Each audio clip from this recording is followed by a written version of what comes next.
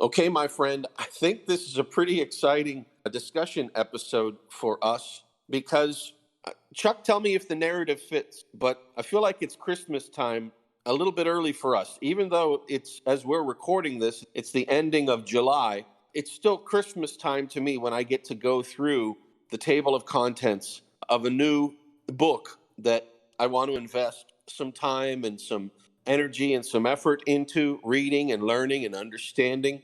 And may I be the first to wish you a happy Merry Christmas in the middle of the summer. Maybe I haven't said the name of the book. Maybe, if it's okay with you, you could introduce the title to our audience and we could talk about some things that led us to this work and where we were hoping to go with it.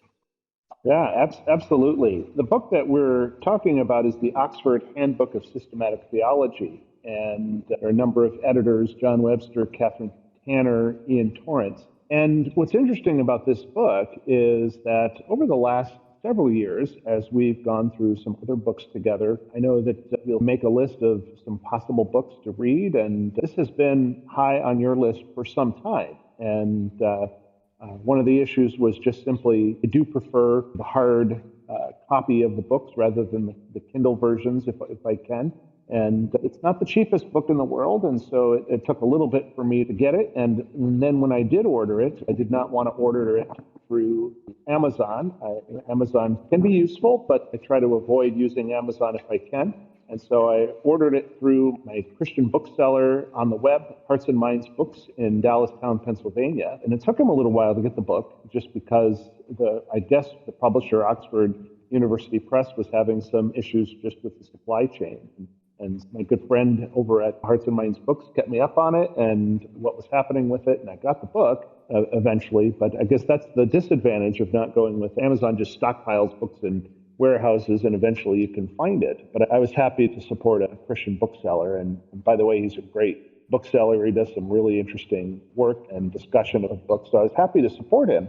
And yeah, it was as we were discussing, hey, let's talk about this book. It took me a little while to get it, but it's exciting to look at. And I spent a little time looking at the table of contents, as you suggested would be a good thing to do. And I'm actually quite interested. I think you and I talked about this offline at one point, but just some of the things that you often do when you get a new book, like looking at the table of contents and some things like that, dreaming a little bit about what might be to come. And I'm interested, even before we get into the specifics of what's in this book, is just hearing a little bit about, as you opened up the book, and I think you do prefer the electronic versions, and as you open up that and start looking at the table of contents, and what is your process, and how did that process work out with this book? Oh, Chuck, thank you for asking that. Thank you. That is a generous question. It is also something that I'm so passionate about and appreciate. I don't know if it's just me, but I get such pleasure out of spending money multiple times. Now, how do you do that? Of course, if you have some dollars in your pocket that you want to purchase something with, you can't actually spend that money more than once. But what I do is I do trial runs, some daydreaming about, okay, let's imagine that I decided to go to place A and spend the money on the first item that I'm considering.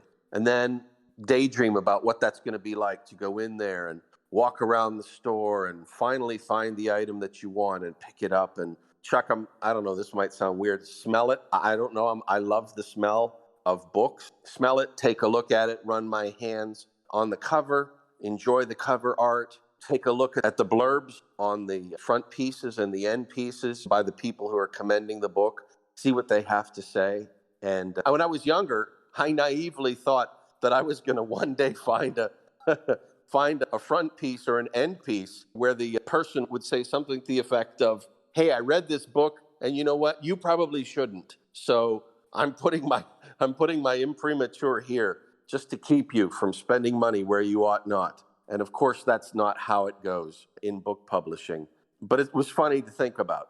And so then go and daydream going and picking up a second. What if instead of getting item A, what if I got item B? and which would I enjoy more? And then just imagine doing that and going through that process. And so the point is that I found really significant joy in just anticipating, having the pleasure of, at one point in time, actually pulling the trigger and making that purchase.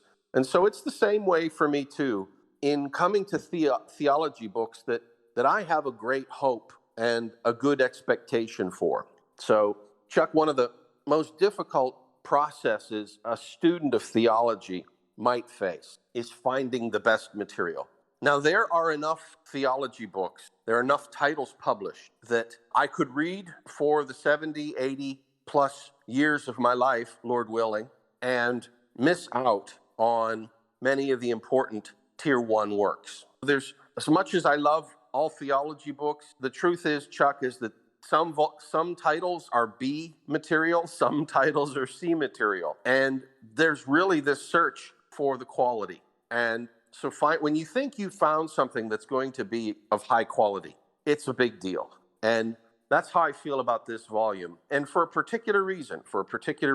So you and I come from a confessional tradition. You and I come from a tradition where theologians put a lot of stock in creating these things called systematic theology. Now, we're going to unpack and open up what that means. But at the very least, the people in our tradition thought it was important to organize, categorize, emphasize, just create. Remember, we were talking about it in Bavinck's Reformed Dogmatics, and Bavinck was talking about the history of dogmatics. And at one point, early in the Christian church, they had what they called these argumenting databases. And so these were just kind of these collections of this helpful apparatus, this helpful theological material that would be useful to someone who is a student of the scriptures. And so that's been important to the people in our theological tradition. What has surprised me, Chuck, is how unimportant that this same urge is for so many other denominations, for so many other traditions. Now, it's not an all or nothing. I think we have a spectrum. There are very few Christian traditions or denominations that have absolutely no interest in somewhat organizing the contents of their theology.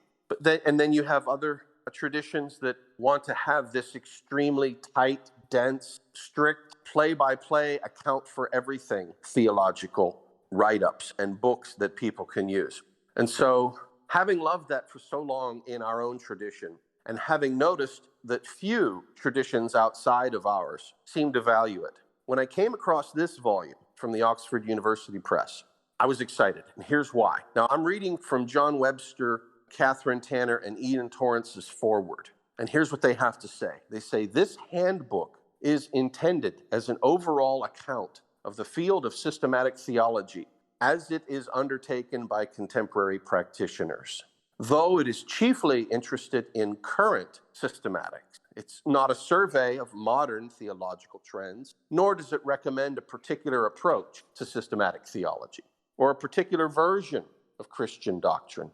Its aim is to take stock of where the discipline lies." That's exciting to me, to see somebody outside of our tradition say, hey, let's come up with some systematized, orderly way of looking at where our faith is. Now, why is this exciting to me? Because I have found it very difficult to criticize traditions outside of our own, because it seems like so many of them almost revel in their lack of commitment to a particular understanding, a particular theological method of organization, particular models. And so to have that here outside of our own tradition from another group of people that we can compare and contrast with, Chuck, I'm really excited. I hope it comes through, because this is as rare as hen's teeth, as we used to say where I grew up. And to have this chance to maybe do a side-by-side comparison of the systematics that you and I grew up with and we're familiar with and we have some facility with, and now we've got a chance to interact with somebody who's still in the Christian framework but outside of our tradition, it's a home run. And when you and I first started talking several years ago, acting with this book was one of my ideas. I had purchased the volume very early, and was really just waiting for an opportunity to go over it. And you and I have done a lot of spade work, laying the groundwork in some other areas. And now finally, it seems like we have a chance to be here. And so I am super stoked, super excited, very happy to be doing this here with you. And we've got some good things to look forward to, my friend. Let me kick it over to you. How does that hit you? And what were you thinking about when it first came to your attention? Yeah, it was certainly very interesting to me when you first brought the book up. It right away went high on my list of books to look at and potentially to buy. And for some of the very same reasons that you've described, that we in the Reformed tradition, there is really a long history of doing systematics. And in fact, when you are among Reformed theologians, oftentimes there's a great deal spent in people comparing, well, which is your favorite systematics, or which ones do you prefer to read, or which, especially of some of the more modern writers, which ones do you like, and of the ones from the early time, shortly after the Reformation, who did you like, and who did you like from the scholastics, and what did you like about it? And so there is always this back and forth, and often that discussion also helps to kick off further discussions. But outside of the Reformed tradition, it's not as easy to do that. Even with traditions where there may be a longer tradition of doing some form of systematics, I think Lutheranism is one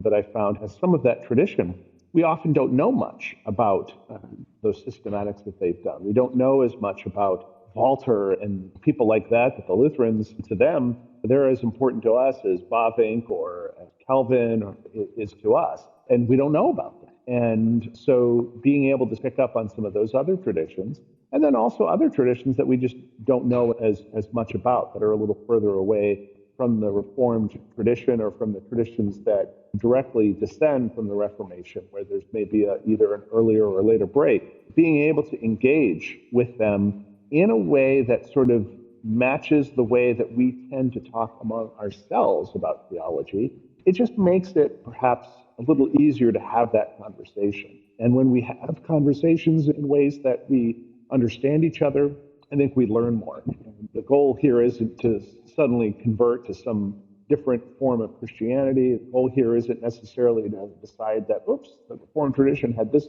particular issue all wrong. No, that's not what we're looking to do. But we can learn a great deal from these other traditions.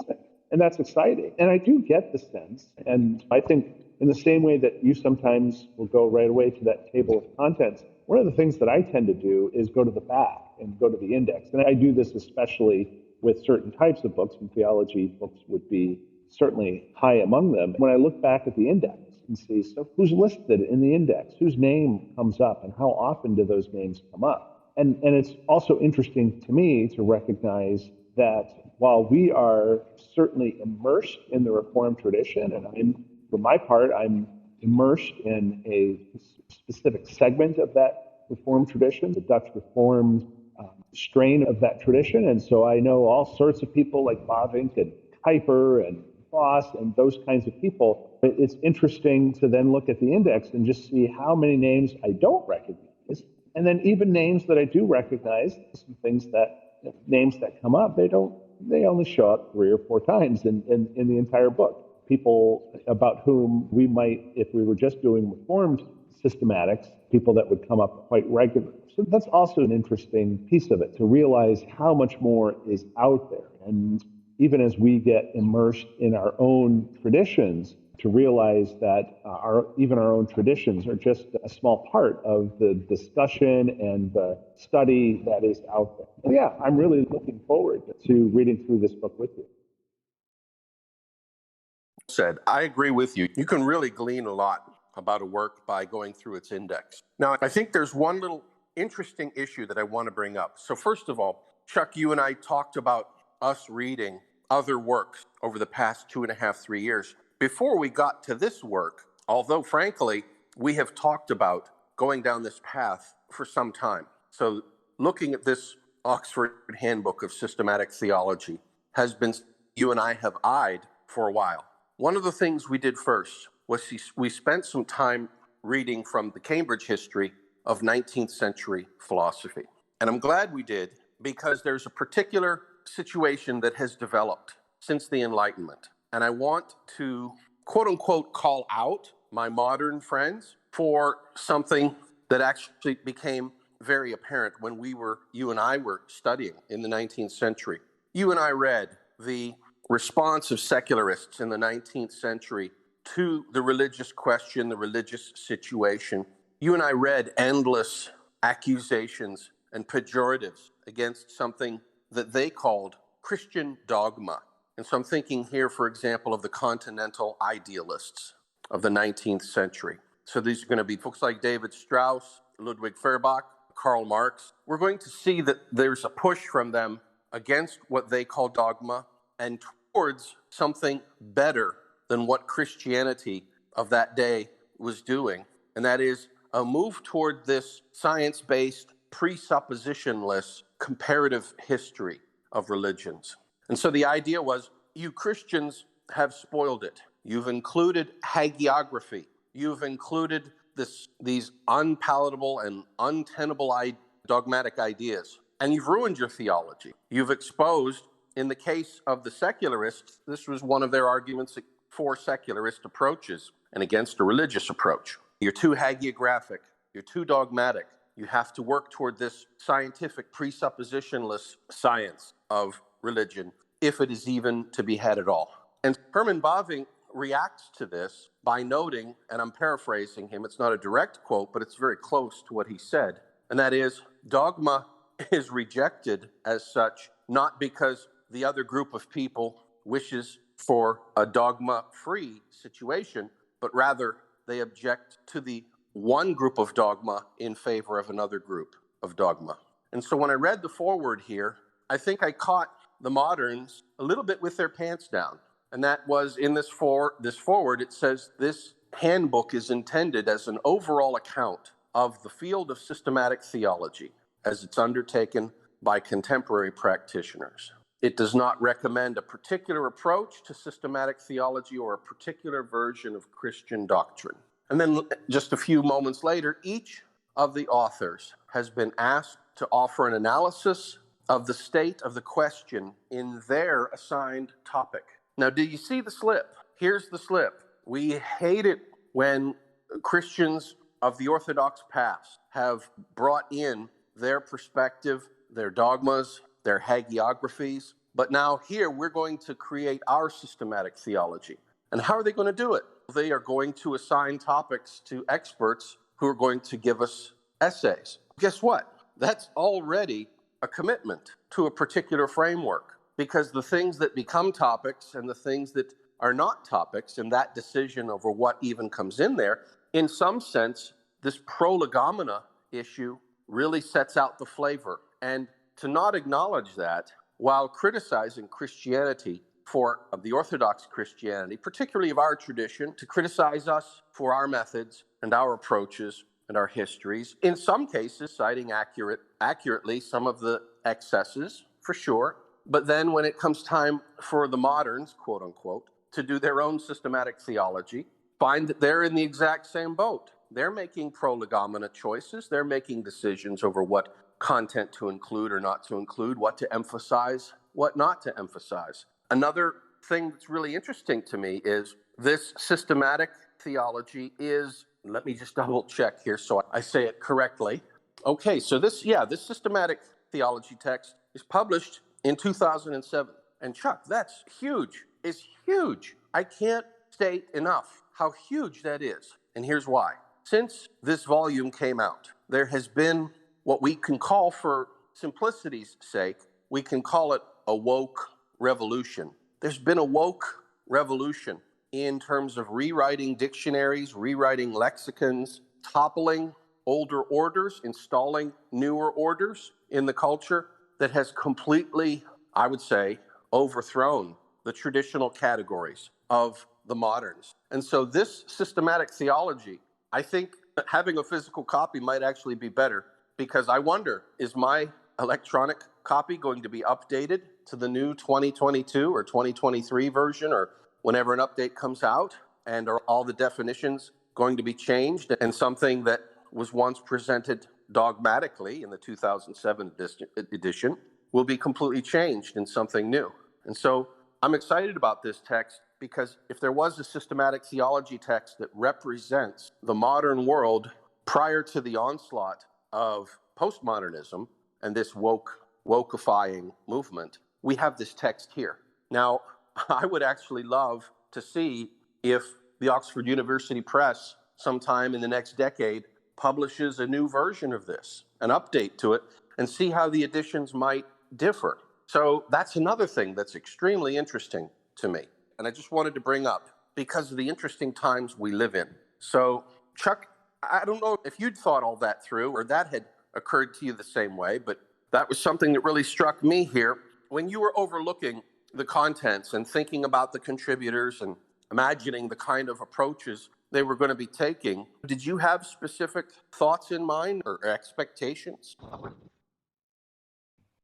Even older systematic theologies, it starts just simply with the question of the existence of God, moves on to the Trinity, and then God's attributes and creation and providence and election and the human creature. And those first, just to start with, I think topics that you could go back hundreds of years, and someone who is choosing to write a volume like this could very well have chosen those first 7 as their first 7. And then we go on and the fall and sin, incarnation, salvation, justification, resurrection, immortality, the Holy Spirit, the church, sacraments, the Christian life, eschatology, to fill out all of part 1. And again, these are all things, whether certain writers might put them in a slightly different order, certain of them might spend more pages on some of them than others. But in a way, it was almost surprising how closely that choice, at least in that part 1, regarding doctrines and dogmas of the church,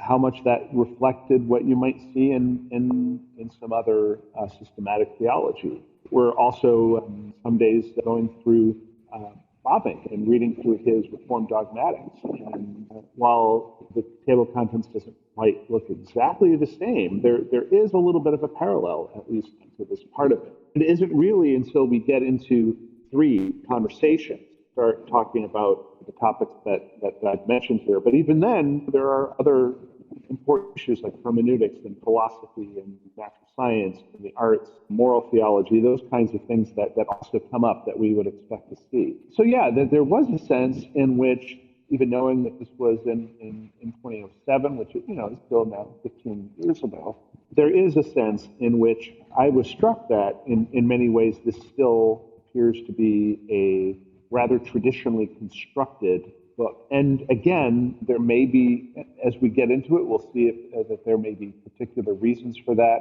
I'm interested in the fact that while certainly there are many American contributors to this volume, the fact that it is an Oxford University Press publication, it will likely reflect somewhat of a British point of view on some things, and it'll be interesting to me to see if whether that changes things. In some ways, we hear that Europe is further along in modernization or post-modernization, but in other ways, the UK is certainly a very tradition-bound nation. And so it'll just be all these questions that come to mind that I have no answers to, but it's just questions that pop into my mind as I look into these table of contents. And even as we get to some of the later things, the prospects, the revisionist and postmodern theology, liberation theology, feminist theology, I look forward to seeing how do these authors then tie back to what's going on earlier in the book, if at all. Again, one would think that the editors are having some editorial authority over the book and even over how some of the writers, while certainly giving some freedom to the writers to write what they're interested in their assigned topic, but you also want the book to have some sort of unity, and it'll be interesting to see whether you can get a sense of the editorial touch of the 3 main editors, and whether any of what is done to try to tie these various chapters together, and especially as we get to the end, some of these very contemporary topics that can be very controversial to some. It'll be interesting to see how that all sort of ties in, and I'm looking forward to that as well. Amen, my friend. Amen. I think one of the exciting things for me in reading these is that this is a very academic work. So the Oxford University Press has published these Oxford Handbooks in many different fields, not just religion, but in other fields as well. And the point and the intent of the series, which I admire, is to publish handbooks of high quality, current content that is suitable for people in their various professions as important reference material. And I think that we're likely, in terms of my expectations, I read over the sections that they have, the parts that they've divided the material up into. So that would be part 1 is doctrines, which you mentioned. Part 2 is about sources. Part 3 is conversations. And then part 4 is prospects. I think it's an interesting organization. And I'm really looking forward to getting into this. These are meant to be, in the best sense, academic material. And so I think we're going to find, well, I don't want to say that we are, but my expectation is that I think we're going to be in a position, from having studied our tradition, to maybe push back in some places against what I've loosely called here modern thought. Now, we probably need to more carefully qualify that, because it's not true that all moderns think the same.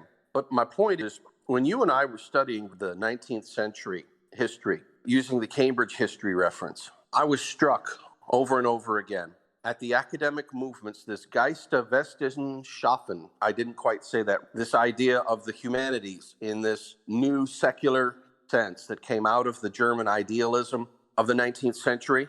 You and I talked about how at one point in time, at least to me, it seemed like the one defining feature was what I jokingly called the ABCs, which is to say anything but Christ. And I've been convinced that the academic West has been fatally compromised by this secular arm of the Enlightenment. Now, what does that mean? That's a pretty big accusation to say. That's what I hope our series is going to go through. But before I can conclude that, I want to at least let the folks in this volume, all of them academics, all highly regarded in their field, I want to let them have their say. I don't just want to point at my one volume of systematic theology and say, your volume isn't mine, clearly you're wrong. We want to engage with the content, we want to talk about it, we want to maybe try to consider some reasons why they might have organized the material the way they have. And then at the end of the day, we do want to make a comparison. And I think there might be some ways in which there'll be things that we learn or have a fresh perspective in an edifying sense studying this volume. Now, I wouldn't want to read 40 academic essays if I didn't think I was going to learn things from them. But having said that, I keep thinking about the folks who have done systematic theology for centuries before this, the Calvinists, the Reformed wing of that traditional Christian orthodoxy that came out of the medieval Augustinianism. And as we're talking, I really hope that we can engage and maybe point out some issues where perhaps the moderns are ill-considered, or perhaps the moderns have thought about some topics more than we Reformed people have, but maybe we Reformed people have thought about some other topics more than maybe some other folks. I hope it sounds like Christmas time to you, Chuck, because I think this next half year to a year period of us reading through this volume together and talking about it and doing the comparison, it sounds like the time of my life. What do you think? And are there any other expectations that you have when you're thumbing through things at the beginning and we're thinking about making that commitment to reading this through together over the next year or so? Yeah, I am very much looking forward to going through this over the next, approximately a year or so, and seeing what it is that we can glean out of all of this. And I like the way you put it a little earlier, that there may be some areas where we can learn something, in areas where maybe Reformed theologians haven't spent as much time. Maybe there is also the opportunity for us to apply some of what we've learned from reading from folks like Bavinck and others in the Reformed tradition that may add to some of what is in this volume. I do think that one of the things that we always need to do is to read widely. And so I appreciate that you're willing to go on this journey with me and do that, because I recall a time that there was an incident, probably it's been a number of years now. I was talking to a man, he's pastor of a church in the area, and his wife was on a board with me of a Christian school. And There had been some difficulties at the school at the time, some issues we were working through. And so we were talking a little bit just about how do you work through some of these things and how do you get perspectives on various.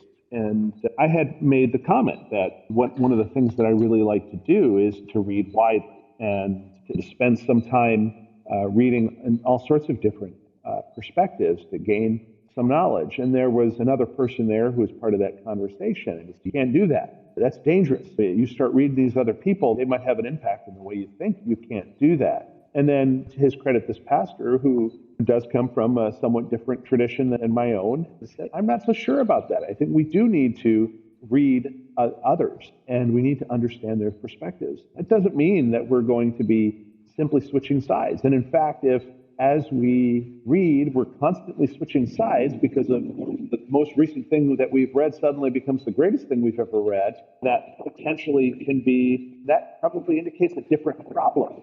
But if as we read various material and we find that there's a great deal useful out of it and we really appreciate much out of it, but what we find is that the types of changes that we're making are less comprehensive, moving from one completely different way of thinking to another, being yanked around on a chain or something like that, but rather that what we're doing is just finding some nuances and finding maybe different ways even to express old ways of thinking that we've come to and that we're not looking to necessarily change, but we find new ways of expressing those old things, then it's been useful. It's been a good process to read those. And so he said, I'm glad that you do read through all those things. He admitted that he himself probably doesn't read quite as widely as I do, and perhaps that was a function a little bit of what he had to do from day to day too in his daily life. But yeah, the fact that you and I can read through this material and learn from it and gain something from it,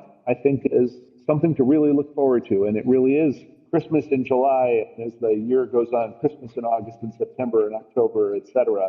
And we'll probably still be here at Christmas time, so we may have to remember that on this coming Christmas, that we've been, at least this particular form, we've been celebrating all along, which of course, as Christians, we celebrate Christmas in many ways every week anyway. Yeah, so this is something I'm really looking forward to, and glad to have you walking next to me on doing it.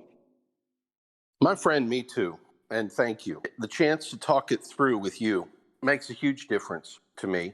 And I want to say this, I'm cognizant that you and I are reading these 40 essays by people who, in some measure, are not lightweights in this field. There's nothing more irksome than to have somebody who's studied a field of expertise, dedicated their life, and then have somebody who knows practically nothing about that come up and say regarding the studied practitioner, oh, that was stupid what you did. That's very ignorant. You don't know what you're talking about.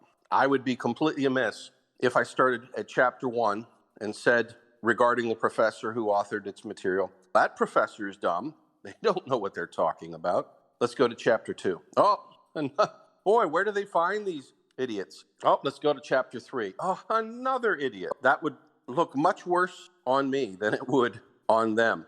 I actually look at this in another way, and that is we have an opportunity to bring these ideas. And you and I come as autodidacts, which is to say we're not professionally trained in this area necessarily. This isn't our full-time vocation. And yet, this is something we have studied as interested amateurs for decades. And so this is really a chance for me to interact with people who really have more signal and less noise. And I treasure that because that's hard to find, Chuck. I can go on any social media. I can go on Twitter. I can go on Facebook. I can try to talk to people about theology and the Lord, Christianity. And very quickly, you run into this situation where you realize you're interacting with people who don't have a high degree of facility with the topic or insight. And I'm not trying to sound snobbish about that. And so having this material is having that quality discussion with some highly educated and highly trained minds.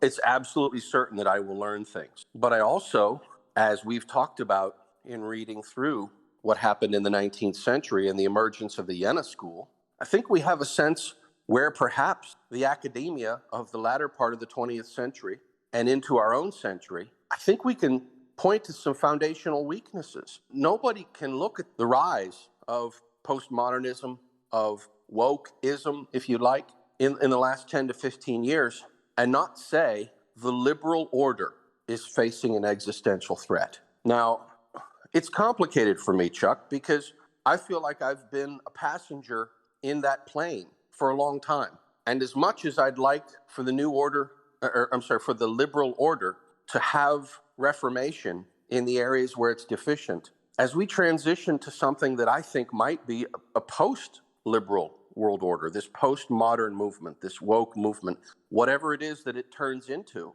I'm still on a plane. And if that plane goes down, I'm a casualty as much as anyone else. So there's a esprit de corps here. There's a spirit of camaraderie that I hope comes through our discussions. And it's not just watching the hyenas feed on some raw meat when we go through this. I hope that comes through, my friend. And I can think of no better person to be working on this with you. So thank you there for the introduction. Any other last minute thoughts here to wrap up our ideas for this day? No, I think you've really covered it. There's some things I think that as we walk through these chapters, I think maybe even just referring back to some of the discussion we've had today may be a good thing, because I do think we've talked about some really interesting issues in studying theology, how our worldviews affect that, and how the fact that we're immersed in even worldviews that aren't our own, but that are the primary worldviews of the world around us, that they can have an impact on us. And as those things do change, it's useful to have awareness of that. And perhaps as we read through various topics here, we'll be able to reflect on our discussion here today and harken back to some of that and point out where we're maybe seeing some of that shift, not necessarily in our worldview, not necessarily even in the worldview of the writer who happens to be writing, but where there does seem to be a shift in the way that the world is generally thinking about things from, as you point out, from the more of a modernistic, liberal way of thinking, but something that's different, that's postmodern and post-liberal. And regardless if that's the way the world goes, all of us who are in it, even those of us who hold to very different views, will be impacted. And it'll be a different world that we're called to be lights in. We'll need to understand that as well. So that'll be an interesting part of, I think, this number of months. I'm looking forward to it.